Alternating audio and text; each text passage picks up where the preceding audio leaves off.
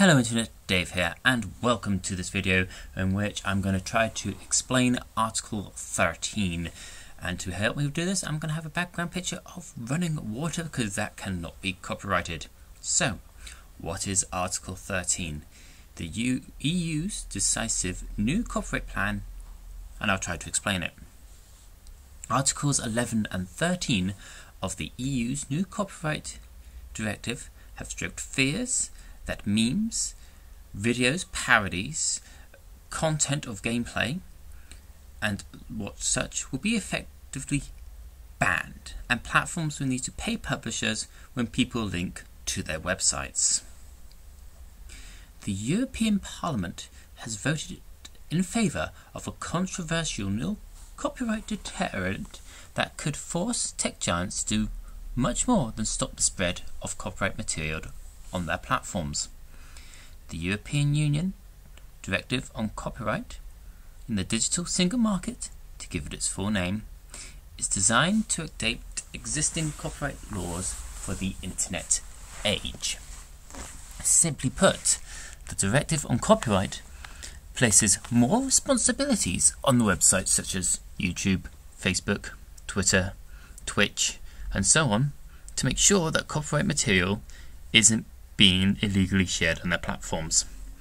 Until now, the onus has been on the copyright holders, usually the companies that produce the audio, video, or written content, logos, characters, and such forth, to enforce the copyright protection. But under the new law, this responsibility will shift onto the major platforms themselves, meaning that the major platforms could be sued for any copyright infringement. At the heart of the Directive on Copyright are two divisive articles, Article 11 and the more talked about Article 13, that have been dubbed the link tax and meme ban articles respectively. Critics of the Directive on Copyright argue that these articles mean that platforms will have to pay a fee to share a link to a news article and have to start filtering and removing memes, parodies, and such not.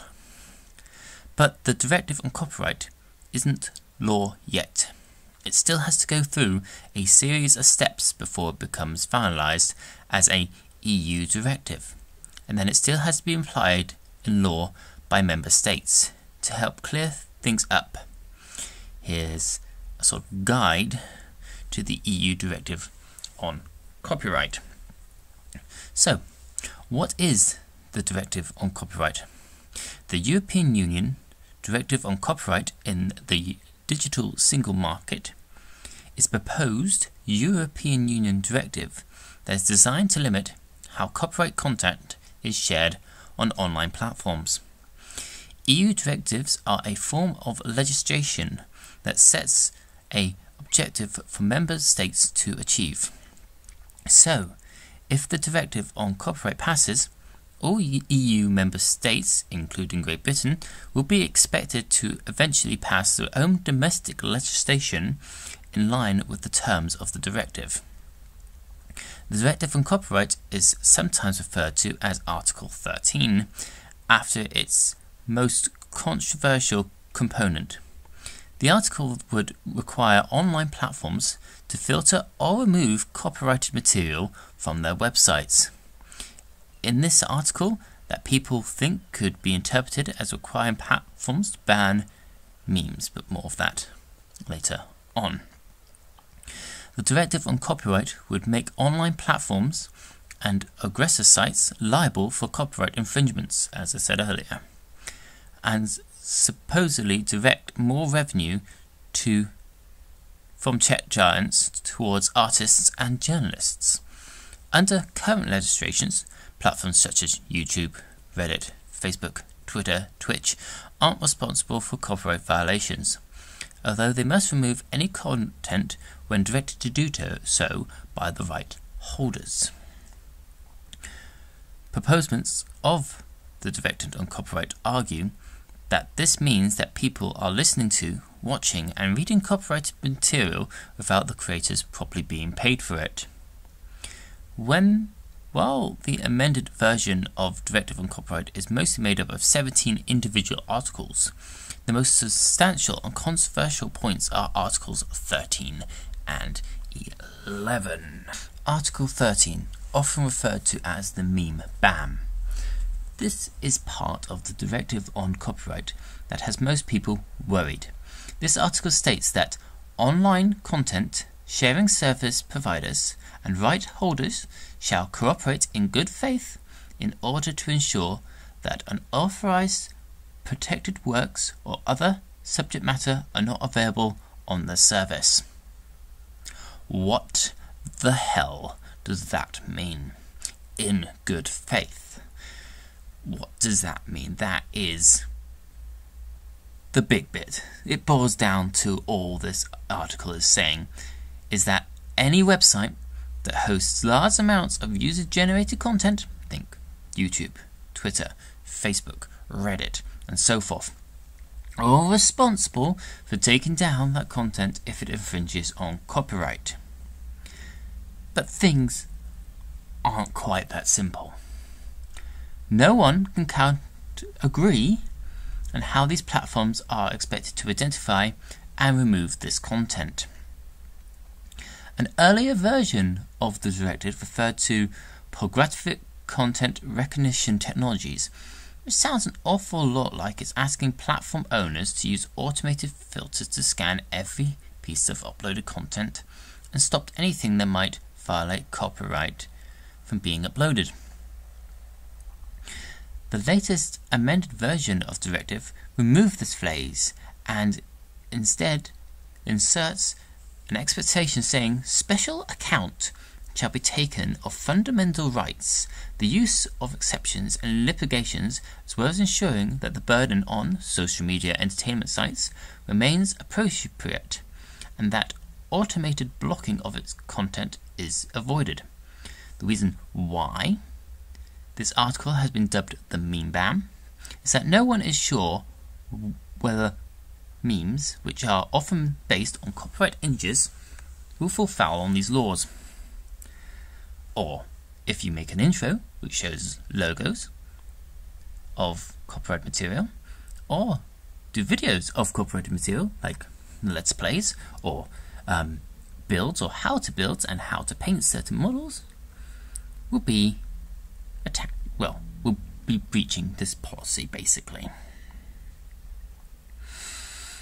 Proponents of the legislation argue that memes are protected as parodies and so aren't required to be moved under this directive. But others argue that filters won't be able to distinguish between memes and other copyright material, so they end up being caught in the crossfire anyway. So yes, even though that generally parodies of such stuff were originally protected under, fair use, as the Americans like to call it, or in the EU, which is called allowed use, this could all change with the new legislation. And I'm going to talk a bit about Article 11, also known as the link tax. So Article 11 intends to get news aggressor sites such as Google News to pay publishers for using snippets of their articles on their platforms.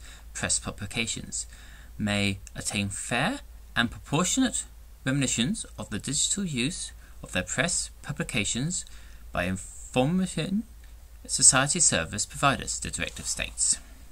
No one is really sure how this one would work either. How much of an article has to be shared before the platform has to pay the publisher? Like, for example, what I'm telling you now, how much of this can I get away with before I have to pay the EU for telling you about their article? The directive states that the platforms won't have to pay if they're sharing mere hyperlinks which will accumulate by individual words. But since most links are complicated by more than a couple of words, it seems that many platforms and news aggressors would fall foul of this rule. The directive does not contain an exception for legitimate purpose, private and non-commercial use of press publications by individual users. So it doesn't look like individuals sharing links on social platforms will have to dip into their pockets. But even this is open to interpretation. Is someone with a huge following on social media who posts adverts to that audience on is a private and non-commercial entity? What else is there? Well, Article 12A might stop anyone who is an official organiser of a sports match from posting any videos or photos of that match. This could put a stop to viral sports glyphs and might even stop people who attend matches from posting photos of them at these matches or anything of that match to social media. But as with the article above, all of this depends on how the directive is implemented by the member states when they make it into national law. Who is for and against the directive? The directive on copyright has gained vocal critics on both sides of the debate, but you can broadly chunk up defenders and detractors into two categories. In favour of the directive are industry bodies representing content producers. These include the Society of Authors and the UK-based Alliance for Intellectual Properties and Proponents. In June 2018, 84 European music and media organisations, including Universal Music, Warner Music Group, Sony Music Group and such, publicly declared their supports for the directive. In the European Parliament, the lead MEP, member of the European Parliament, if you're not sure what that means, presenting the directive to Parliament is Axel Voss, a German MEP and a member of the European People Party. The other side of the debate, critics of the directive, and perhaps more vocal. They include the Innovation Silicon Valley Lobbyist Group, the CCIA, whose members include Google, Facebook, eBay, Amazon, and Netflix. On June 12th, a large group of internet graduates, including Wikipedia founder Jeremy Wales and Tim Berners-Lee, signed an open letter that argued against the directive. It is worth noting that despite the directive including an exception that explicitly includes Wikipedia and GitHub from these rules, both companies have maintained their opposition to the directive. On October 22nd, YouTube CEO Susan Wojcicka, I cannot pronounce her surname, published a blog post warning against the impact of the directive. Article 13, as written, threatens to shut down the ability of millions of people, from creators like me and you to everyday users, to upload content to platforms like YouTube, she wrote. And, if implied as proposed, Article 13 threatens hundreds of thousands of jobs, European creators, businesses, artists, and everyone they employ. She continued, before directing readers to take their argument to social media with the hashtag #SaveYourInternet. Since then, she has been writing again in a second blog post on November 12th. She said there were unexpected consequences of Article 13. The Parliament's approach is unrealistic in many causes because copyright owners often disagree over who owns what, she wrote. If the owners cannot agree, it is impossible to expect the open platform that hosts this content to make the correct right decision. Leading the opposition to the directive on copyright within the European Parliament is Judy Rea, an NEP member of the Pirate Party in Germany. Yes, that is what it's called. Lawmakers look at copyright priorities through one very particular lens, that of big media companies, with their waning control over distribution channels. She argued in an editorial in the wake of the vote, "The greatest public space we've ever invented mustn't become a casualty of attempts to use copyright law to solve problems not caused by it in the first place. Our freedom of expression online is too precious to be wasted as ammo in a corporate battle." So, what is next? After passing in the European Parliament, the directive will now enter informal negotiations between the European Commission, Council and Parliament. The three organisations will decide on the final wording of the legislation before presenting it to the EU Legal Affairs Committee at some point, mostly likely around December. In January 2019, the directive will go back to the European Parliament for a vote on the final wording. This is just ahead of the elections to the European Parliament, so MEPs might well start paying attention to the vocal constraints as they start to consider the prospect of their re-election. Assuming the directive passes, member states of the EU then have 2 years to pass law that will bring their laws in line with new regulations. EU directives aren't laws in themselves, but simply compel national governments to pass their own laws that make the directive a reality.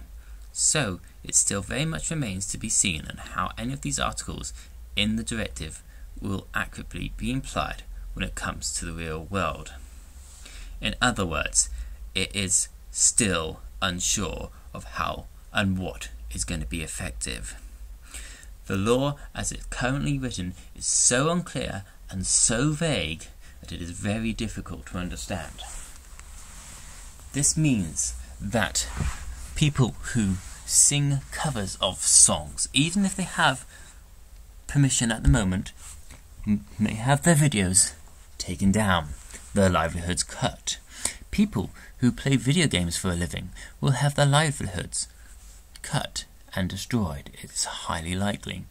Anything that shows any sort of copyrighted material, be it a meme, a parody, a theory video, a top 10, all this could be affected because the wording of Article 13, fair and proper, it doesn't have anything solid. So, why is this upsetting the rest of the world?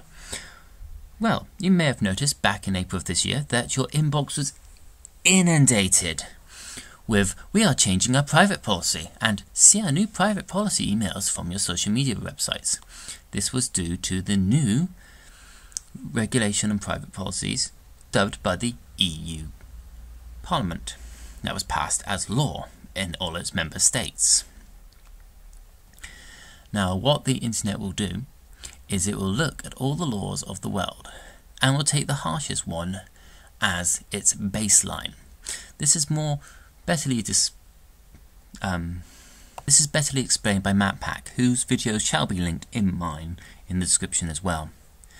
But yes, what do you think? Do you think will this be an end to all those lovely videos you like watching? Anything with any sort of music, logo, video game reference, film reference, list of references of characters battling each other to the death. Do you think they'll be affected? Please do leave your thoughts in the comments below. Share this video, like this video, watch this video, subscribe to those channels that you want to keep going. Let everyone know what is going on. Hashtag save your internet. This is Dave. Knowledge is power. Use it wisely.